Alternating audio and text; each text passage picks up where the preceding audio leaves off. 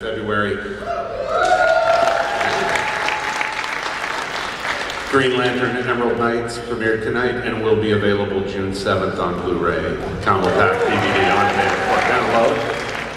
Bruce, would you like to tell them at all what might else be on the horizon? Well, as we have previously announced, we do have coming fairly soon, Batman Year One. All I'm really allowed to say about it at this point is that it's really great. No, it's very faithful to the comic. It's as close to the look and the dialogue of the comic as we can possibly make it. We do have the footage back from overseas. It looks fabulous. Really excited about how it's going to come out, and we are hoping to premiere that at San Diego ComicCon. Correct? Not hoping. We're going to. We're going to. Come to San Diego, see Batman Year One.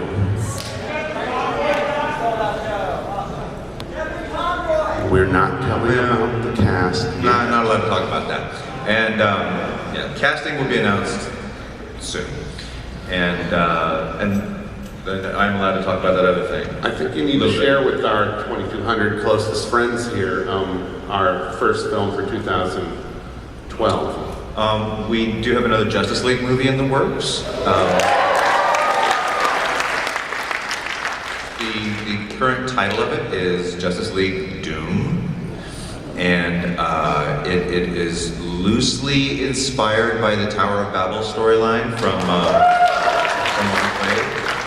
and it was written by our dear friend Dwayne McDuffie. It was his last work for us.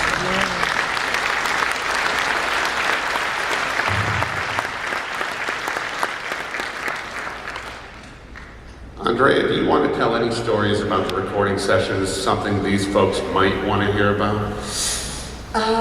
Well, we can talk a little bit about, when we were speaking of getting Nathan Fillion to come in and record for us. You know, Nathan's schedule is ridiculous. Every time we do speak with him, he tells us that he's got 17-hour shoot days, because he's in every scene in Castle. When you watch the show, he doesn't have any time off at all.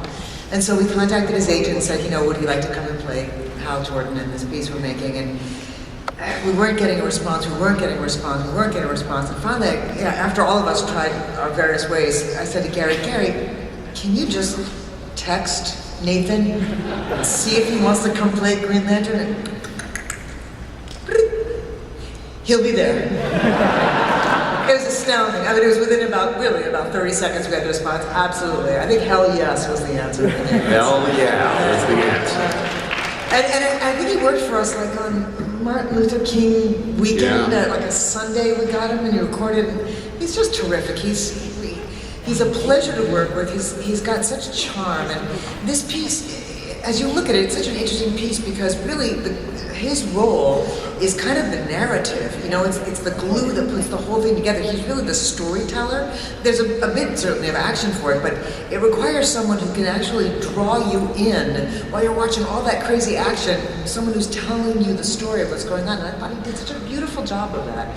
I know the sound system here is weird. I don't know if you guys had the same trouble I did where I was sitting in the house. A lot of the sound effects and music kind of overshadowed the dialogue, but personally I find that with all the movies because I want to hear the dialogue up front, and the guys who do the sound want to hear the sound up front, and the guys who do the music want to hear the music up front, but I had a hard time hearing some of the dialogue. I'm thinking when you buy the DVD, you'll be able to hear the dialogue all that much more clearly.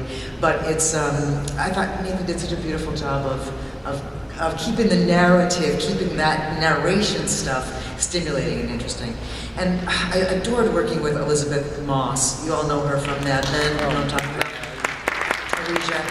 And I knew her when she was about, I think 6 years old. I met her when she was doing a little play called Big Tush, Little Tush in Los Angeles. And by the way, she's a terrific singer. None of you happen to know that about her. She's just a terrific actress and a great singer. And so I had seen her a couple of months before we started production on this at an event at the Television Academy, and went up and reintroduced myself and said, would you ever like to come and play on a home video that we make? And she's like, absolutely, I'll be there. And I don't think we ever had her in the room with us, did we? Was she always in long distance? She was always long distance. Yeah, we recorded her from New York, I think, both for the initial record and the ADR. But she's just lovely in the piece, that beautiful, youthful energy and that kind of innocent, yet I want to be good. You know what I mean? The character has that sense of, I want to do well, I want to be on the team and stuff, and I thought she just gave a beautiful performance.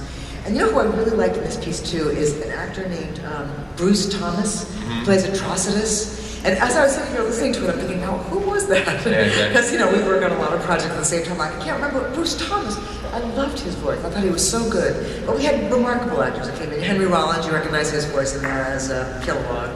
And Michael Jackson is the actor's name who plays Ganthet, the Guardian, that beautiful, deep British voice. Jason Isaacs, you all know Jason Isaacs, yes?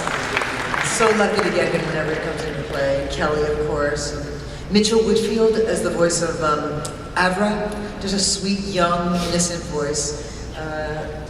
Arnold Vosloo, who we use as often as we can because he's just got, you know, for the most part, all of the major characters, not a single one of them work together. Right. You work by yourself, right? None of the actors were available to work together. So what's always remarkable to me is how we manage to get a piece that actually flows, even when the actors don't work together. Sometimes they're recorded months apart.